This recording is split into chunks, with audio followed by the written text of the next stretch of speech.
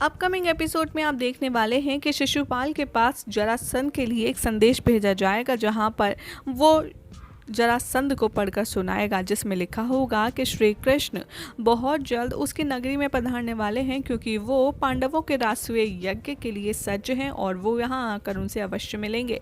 ये बात सुनकर जरासंध काफ़ी ज़्यादा क्रोधित हो जाता है और उसे चीखना चिल्लाना शुरू कर देता है और कहता है कि क्या कृष्ण आएगा?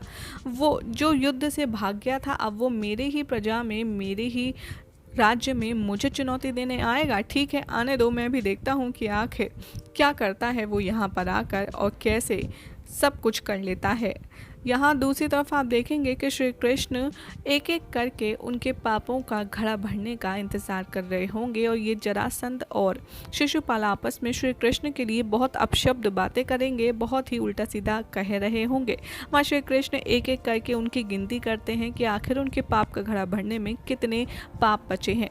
वहाँ भीम आते हैं और उनसे पूछते हैं कि आखिर आप क्या गिन रहे हैं? तो यहाँ भीम उनको सामने श्री कृष्ण बताते हैं कि मैं शिशुपाल और जरासंध के पापों का सुनिश्चित कर रहा हूँ कि आखिर उनका अंत कब होगा।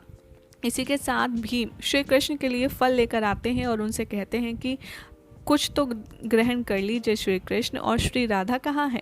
जैसे ही श्री राधा की बात होती है, वो बताते हैं कि कैसे श्री राधा जरासंध को पाठ पढ़ाने गई हैं। यहाँ शो में आप देखेंगे कि राधा रानी बहुत ही खूबसूरत मनमोहक आरती करती आएंगी नज़र श्री कृष्ण की मूर्ति के आगे। यहाँ पर श्री कृष्ण को सभी इस तरीके से प्रेम भाव से याद कर रहे होंगे, जिसे देखकर वहाँ पर मौजूद बाकी के लोग काफ़ी ज़्यादा हैरान हो जाएंगे। यहाँ राधा से प्रश्न पूछा जाएगा कि आखिर तुम कौन हो और तुम कृष्ण की आराधना यहाँ कर रही हो, क्या तुम्हें नहीं पता जरासंध को कृष्ण की आराधना से कितनी ज़्यादा परेशानी होती है? और आखिर कृष्ण की बात कर रही हो, कृष्ण है कहाँ? यहाँ राधा बहुत ही प्रेम भरा उपदेश देती हैं सबको और कहती हैं कि कृष्ण तो यही हैं, अगर तुम प्रेम से देखोगे तो वो ज़रूर दिखेंगे। राधा समझाती हैं सबको और कृष्ण की एक बार फिर से आरती शुरू करती हैं, जिसमें इस बार आरती में राधा के साथ साथ पूरे गाँव वाले भी भाग लेते हैं। जैसे ही आरती संपन्न होती है, यहाँ श्री कृष्ण हर एक गाँववासी को दर्शन देते हैं और सब हाथ जोड़कर श्री कृष्ण को नमन करते हैं। तभी वहाँ जरासंध सैनिक आते हैं और कहते हैं कि तुमने कृष्ण को कहाँ देखा? जरूर वो वह बहरूपिया यहीं कहीं होगा, सैनिकों अच्छे से छानबीन करो और उसे पकड़कर हमारे मालिक के पास ले चलो। यहाँ आप देखेंगे कि श्री कृष्ण जैसे जैसे पांडवों के राजस्व यज्ञ को पूरा करवाने के लिए अपना एक एक कदम बढ़ा रहे हैं, वहाँ दूसरी तरफ जरासंध और शिशुपाल मिलकर श्री कृष्ण को हमेशा हमेशा के लिए ख़त्म करने का प्लान भी बना रहे होते हैं। दूसरी तरफ आप देखेंगे कि जरासंध के पास सैनिक आएंगे और वो श्री कृष्ण के यहाँ आने का बात बताएंगे। वो कहेंगे कि गांव वालों ने श्री कृष्ण को देखना शुरू कर दिया है और हर कोई कह रहा है कि उन्होंने कृष्ण को देखा है। जरासंध यहाँ बौखला जाएगा और कहेगा कि क्या वो कृष्ण यहाँ आ चुका है? अब ठीक है, तैयारी शुरू करो। वो पांडवों के राजसूय यज्ञ के लिए आया है, लेकिन मैं भी मगध को सबसे श्रेष्ठ राज्य बनाऊंगा ताकि उसके अंदर ही सारे राज्य आ जाए और तब मैं देखूंगा कि कृष्ण पांडवों की मदद कैसे करेगा। चलो जाओ और जाकर यज्ञ की तैयारी करो। जैसे ही श्री कृष्ण के बारे में ये सब बातें होती हैं, वहाँ से कृष्ण की नई एंट्री होगी, जिसे आप देखेंगे बहुत ही सीधे साधे साधु का रोल प्ले करते हुए, जिसमें आपको श्री कृष्ण एक साधु बने आएंगे नज़र। बहुत ही सीधे साधा लिबास पहने वो आकर यहाँ जरासंध से वार्तालाप करेंगे और कहेंगे कि दरअसल मैं तो यहाँ मल्लयुद्ध देखने आया था, लेकिन मुझे तो लगता है अब आप राजस्वीय यज्ञ की तैयारी करने में ज़्यादा व्यस्त हैं और अब आप मल्लयुद्ध नहीं करेंगे, लेकिन वादा करके मुकर जाना ये तो सही नहीं है।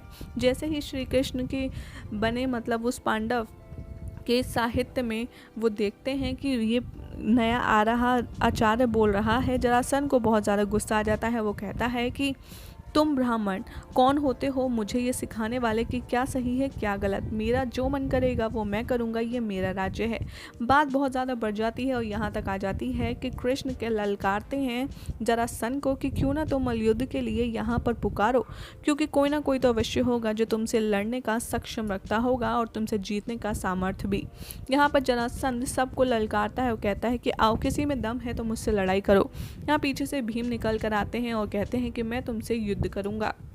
भीम होते हैं ब्राह्मण के वेश में और जरासंध भीम से लड़ने के लिए मना कर देता है और वो ब्राह्मण बने कृष्ण से कहता है कि मैं इस ब्राह्मण से नहीं लग सकता क्योंकि ये क्षत्रिय नहीं है और एक क्षत्रिय और एक ब्राह्मण के बीच युद्ध हो ही नहीं सकता।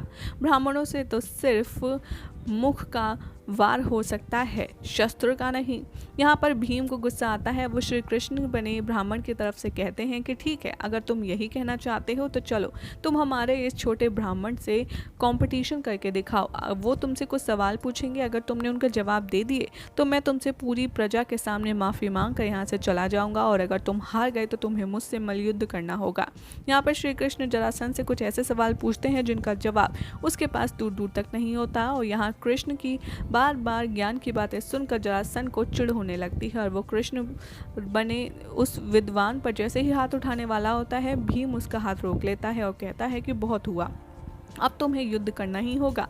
जरासंध गुस्से में अनाउंस कर देता है कि अब यहाँ पर मैं इस शख्स को हरा कर इसके 2 टुकड़े करूँगा और शिशुपाल को आदेश देता है कि तुम शिशुपाल कहीं नहीं जाओगे और इस छोटे ब्राह्मण को रोक कर रखो। जैसे ही मैं इस बड़े ब्राह्मण को हरा दूंगा तुम इस छोटे ब्राह्मण का सर उसके धड़ से अलग करके इसकी मृत्यु कर देना। अब उसके बाद क्या होगा, कौन जीतेगा, किसकी होगी हार, चलिए आपको बताएंगे अपनी अगली रिपोर्ट में।